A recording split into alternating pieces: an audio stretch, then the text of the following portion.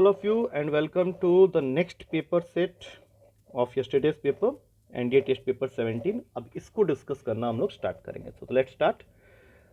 तो इस पेपर का जो सबसे पहला क्वेश्चन था, इसका ऑप्शन मैंने शायद गलत दिया हुआ है तुम लोग को, तो इसको अभी वेरीफाई कर लेते हैं। हमें इस पार्टिकुलर एक्सप्रेशन की मिनिमम और मैक्सिमम वैल्यू निकालनी है। अब ध्यान से देखेंगे, 6 को लिख सकते हैं 3 into 2 sine x cos x, और ये तो ऑलरेडी 4 cos 2x बना ही हुआ है। अब 2 sin x cos x formula होता है sin 2x का, तो ये टोटल बन गया 3 sin 2x plus 4 cos 2x। और इसके लिए हमें पता है स्टैंडर्ड रिजल्ट, इसकी मिनिमम वैल्यू होती है माइनस का अंडर रूट का a square plus b square, और मैक्सिमम वैल्यू होती है प्लस का अंडर रूट का a square plus b square. और ये कब होता है? जब तुम्हारा question a sin x plus B cos x के फॉर्म में होता है। तो यहाँ पे अगर 2x है तो 2x को ही हम लोग अपना x मान लेंगे और cos 2x और sin x को रिप्लेस कर देंगे 2x से। तो मिनिमम और मैक्सिमम वैल्यू a और b की जगह तुम्हारा बैठा है 3 और 4, तो ये बन जाएगा -5 और ये बन जाएगा +5, क्योंकि 3 स्क्वायर प्लस 4 स्क्वायर तुम्हारा 5 होता है। तो इसका आंसर चेंज कर लेना, ये answer is correct, answer is a. मैंने उस समय डी दिया था, तो जिन्होंने भी ए टिक किया they can count 3 marks for that. चलो अब नेक्स्ट क्वेश्चन है, इसमें तुम्हें दिया हुआ है कि a sin x plus B cos x is equals to C. अब देखो, इसमें हमेशा याद रखना कि c की जो वैल्यू है that must be equals to a square plus b square, या फिर उससे कम होनी चाहिए। यहाँ पे उसने ये बोल दिया है कि इट शुड बी ग्रेटर, तो इसका कोई सॉल्यूशन नहीं होगा, it is the answer no solution. अगला क्वेश्चन सेम फॉर्मूला पे चल रहा है, बट उसने क्या किया, इसको अपॉन में डाल दिया। हमेशा याद रखना, अपॉन में अगर तुमको किसी वैल्यू का मिनिमम चाहिए, लीस्ट वैल्यू चाहिए, तो तुम्हें डिनोमिनेटर वाले पार्ट का मैक्सिमम वैल्यू चाहिए। और ये क्वेश्चन अगेन चला गया in that form a cos x plus B sine x plus C के साथ। तो इसका मैक्सिमम और मिनिमम, अगर मिनिमम निकाल रहे हो तो c माइनस अंडर रूट का a square plus b square, और मैक्सिमम निकाल रहे हो तो c प्लस अंडर रूट का a square plus b square. लेकिन ये तब जब ये अपॉन में नहीं है। अगर अपॉन में है तो अगर तुम इस अपॉन का लिस्ट वैल्यू निकाल रहे हो तो फिर तुम्हें नीचे वाले का मैक्सिमम वैल्यू निकालना है। तो ये लिस्ट वैल्यू देगा 1/15 माइनस अंडर रूट का 15 प्लस अंडर रूट का 5 स्क्वायर प्लस 12 स्क्वायर, जो कि बन जाएगा 1/15, और ये 169 आ रहा है तो 13 1/28। ये हो गया तुम्हारा b is the correct answer. अगला क्वेश्चन, एक ट्रायंगल के एंगल्स का रेशियो दिया हुआ है। अब एंगल का रेशियो अगर दिया हुआ है तो उनको 2x 3x और 7x मान के एंगल सम प्रॉपर्टी लगाओ और इक्वेट कर दो 180 के साथ। तो यहाँ से आ गया 12x इज इक्वल्स टू 180 और x की वैल्यू 15 डिग्री। अब एक एक करके तीनों एंगल्स में पुट कर दो इसकी वैल्यू, तो एक हो गया 30, एक हो गया 45 और एक हो गया 105।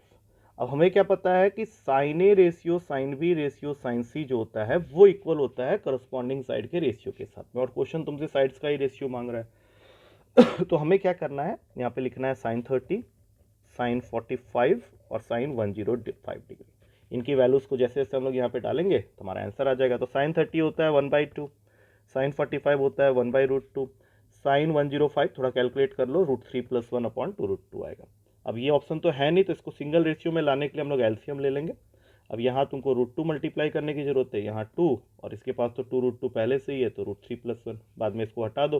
अब चेक करो कि ये कहाँ पे है, तो √2 रेशियो 2 रेशियो √3 + 1 पहला ऑप्शन है, बिल्कुल सही आंसर। अब चलते हैं अगले क्वेश्चन में। क्वेश्चन का पहला लाइन है, perimeter of a triangle ABC. Perimeter का मतलब होता है sum of the 3 sides is equals to 6 times the arithmetic mean of the sines of its angle.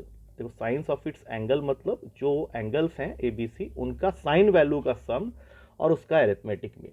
तो तुम्हारा पेरीमीटर इस वैल्यू के साथ इक्वल है, तो यहां से इन दोनों को कट करके we can write a plus B plus C is equals to 2 times of sine A plus sine B plus sine सी।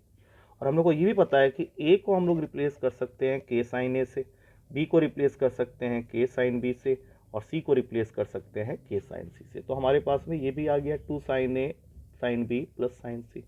अब दोनों साइड से k कॉमन ले सकते हैं, यहाँ से k कॉमन ले लोगे तो क्या होगा कि तुम्हारा अगले ही स्टेप में तुम्हें k की वैल्यू मिल जाएगी, क्योंकि दोनों साइड में you can see inside bracket तुमको sine A plus sine B plus sine C मिल गया। तो दोनों को कट किया, k की वैल्यू आ गई 2। अब हमें क्या दिया हुआ है, साइड और एंगल निकालना है ए, तो सीधा फॉर्मूला लगाओ, ए इज इक्वल्स टू के साइन ए। साइड दिया हुआ है 1, के आ चुका है 2 साइन ए, तो साइन ए की वैल्यू हो गई 1/2 और साइन ए 1/2 देता है 30 डिग्री में, तो तुम्हारा पहला ऑप्शन बिल्कुल सही है, π/6।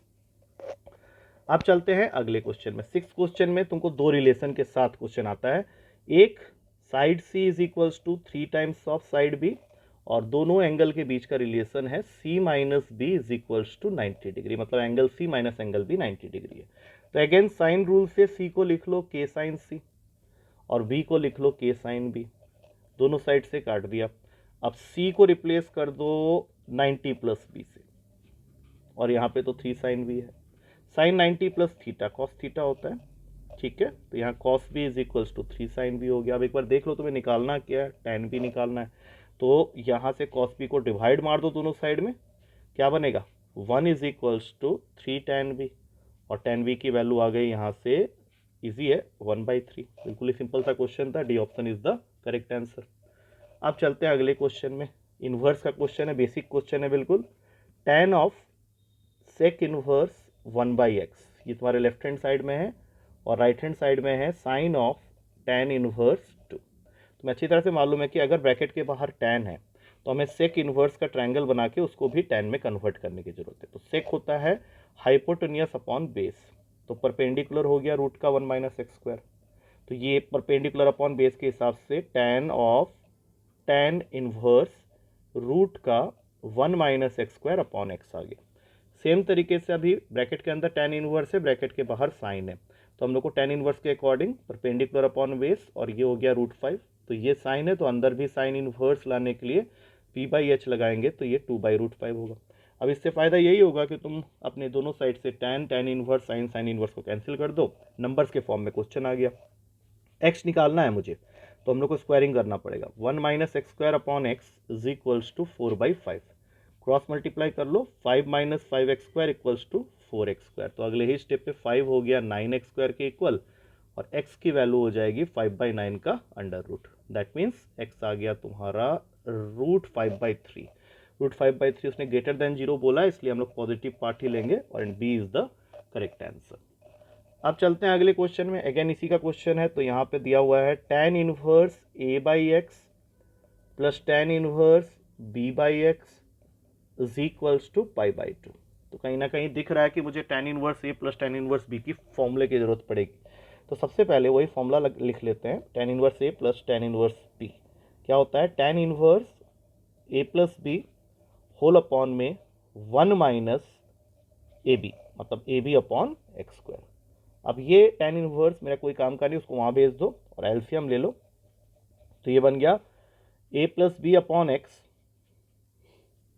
ठीक है, और नीचे आ रहा है x square minus a b upon x square, और ये जब यहाँ जाएगा तो tan π/2, 1/0 नॉट डिफाइंड ना लिख के उसको 1/0 लिख लेते हैं, तो ये आ गया है तुम्हारे पास में, मोटा मोटा जो रिजल्ट आया वो ये आया। अब देखते हैं इसको सिंप्लीफाई करके, क्योंकि मुझे तो x सॉल्व करना है ना इस क्वेश्चन में।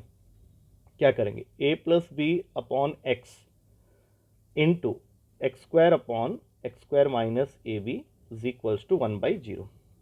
तो क्यों ना ऐसा करें कि क्रॉस मल्टीप्लाई कर लेते हैं, x into x square minus a b 0 के इक्वल हो गया, x या तो 0 होगा, 0 वाला ऑप्शन तो है नहीं, या फिर एक्स स्क्वायर ए बी के बराबर होगा, क्योंकि x square minus a b 0 होगा फिर, तो x की वैल्यू क्या आ गई √ab, कहानी खत्म हो गया, यहीं पे पहला ऑप्शन है तुम्हारा, क्योंकि सेकंड वाले ब्रैकेट में x square minus a b है, या तो वो 0 होगा या फिर x 0 होगा, x 0 हो नहीं सकता, तो x square minus a b को अगर 0 के इक्वल करूंगा तो एक्स स्क्वायर ए बी के बराबर होगा, x हो गया √ab। कंप्लीट है क्वेश्चन।